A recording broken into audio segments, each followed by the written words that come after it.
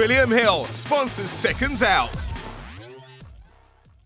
Radio Rahim with Anthony Joshua here in New York City, and I'm accustomed to interviewing you on Fight Week with a bushy head of hair, a full beard, you're looking mongrel. What's the difference, man? Why this time clean cut? I've been in Miami. Different scenery, but I don't know, I just got a good barber out there, and just like the old school. If you look at some of my old school pictures, I just said take it low, so it was lower than this. It's just a fight mindset, but rather than just leaving it out, rather than getting a proper fade, I just said just take it all off this time around. Now, something I'm not used to seeing, you got a bit of bruising and cuts up there on your face, shiner. Talk to me about what happened there. Oh no, that was just physio stuff really. No one really does that to me in sparring and stuff like that. So no, that was just more physio stuff. But that's it, yeah. What's physio stuff? Like rehabilitation, recovery. Ah. Recovery, yeah. Now, I was just here last week, and I remember reading that you said you hoped that Dominic Brazil lasted at least 9 rounds so your win against him could look better. That clearly didn't happen. Yeah. Talk to me about that moment when you saw that punch land and Brazil dropped. Everybody knew he wasn't getting up. What was your first thought in your mind? Get up. Get up.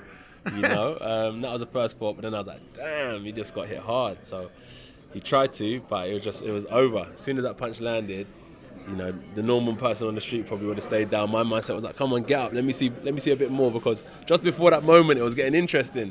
Wilder stumbled him back, Brazil hit him around the back of the head. So I was getting excited, so I thought a few more rounds of this. But Wilder was just sharper, slimmer, sharper. Brazil was heavier, a little bit slower. So Wilder was able to get off his right hand. And it was a 1-2. It seemed like you say he's slimmer, sharper. He's a little bit more technique. Are you finding him a better, more pedigreed fighter than maybe in the last couple of years? How has your thoughts about him changed? Wilder, yeah. Yeah, he's definitely improving. Experience is the key. 40 fights in now, so he has to improve. It's not a matter of if, he has to improve. So this is a stage that he's at of his career where he's probably like peaking or peaked.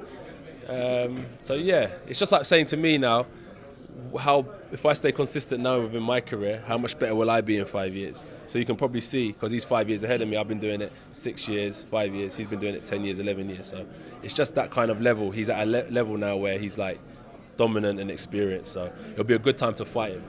Yeah, I've heard you talk about what kind of challenge he poses in the past. Sometimes, guys get frustrated. He's like, I'll spark him out, no problem. Yeah. Is he going to be a greater challenge going forward? The longer you wait on that fight, does it become a harder fight for you? No. Honestly speaking, that doesn't. Like, as you said, like 2 years ago, when I was like 3 years in as a pro, I was a different fighter. So 2 years fast forward now, if he leaves it another 2 years, I'm going to be another completely different fighter. So the longer they leave it. So I'm getting up to that stage where he is now, that 10-year period. Do you know what I mean? So he's getting to the stage where he's going to exit boxing. Another 3-4 years, he'll be moving on from boxing. Another 3-4 years, I should be the dominant force in the heavyweight. Lastly, unfortunately, we end up talking about cheating and PEDs more than we would like to. Yeah. Obviously, this fight wasn't meant to be Andy Ruiz, but Big Baby Miller, he failed multiple drug tests. Can you walk me through finding out the news on that, and of course, knowing how it would affect you in this fight night coming? I've fought fighters that have been on PEDs. I fought Eric Molina. After the fight, he got tested and he got banned because they found. I don't know what it was, but they found drugs in his system. I fought drug cheats before.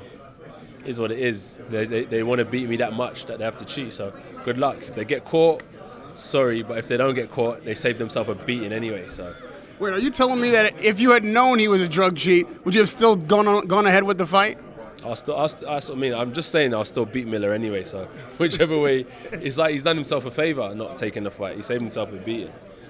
And lastly, 3 years ago, 2 years ago, every time I talked to you when over there, we were talking about coming to America. Yeah. We were arguing about whether or not you needed to be here. You said no. What do I need to come to America for? Britain is the hub of boxing. I'm the man. They got to come here. And here we are in New York. What changed? I'm coming on your turf now. No one wants to come fight me on my own turf. Not even UK heavyweights. Dillian didn't want to fight. Fury didn't want to fight. Wilder don't want to fight. Miller didn't want to fight. Ortiz didn't want to fight. You know what I mean?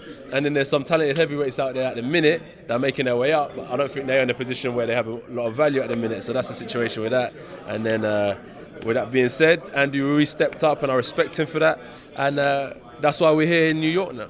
White is one of the guys that made some of the most noise about wanting to fight. You felt like he had been passed over for no good reason. Who? Dillian White. Oh yeah. But it was like it was kind of doing him a favour. He's been like, I deserve my shot at the title. So he said, all right, no problem. That you're the man that wants to step up to the plate. Here's all the titles. Here's a massive pot of gold as well. Why not take the offer? But he wants to go down the WBC route. So, like I said, people know what they're doing, so good luck to them all. You thinking he really doesn't want the fight, or is that This is what we do for a living. I don't think it's like anyone doesn't want to fight. I respect everyone. Everyone's got a good team around them, but he just has a different route in his mind, and he didn't want to cross my route. You know, I talked to Tyson Fury, I talked to Wilder, now I'm talking to you, and each one of you tell me that he's the real heavyweight champion, and they give me their reasons why. Tyson says he's a linear champion, he's the real guy, nobody can beat champion until they beat him. Wilder feels like the WBC and being American makes him the most important heavyweight champion, and he's knocking everybody out. What's your case, or do you have one? What makes Anthony Joshua the real heavyweight champion? I don't know. I don't really care either. Well, maybe by Saturday night we'll find that out. It's a pleasure to have you over, man.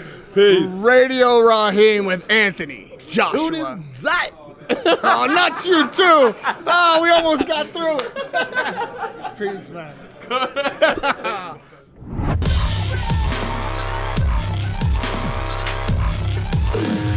William Hill sponsors Seconds Out.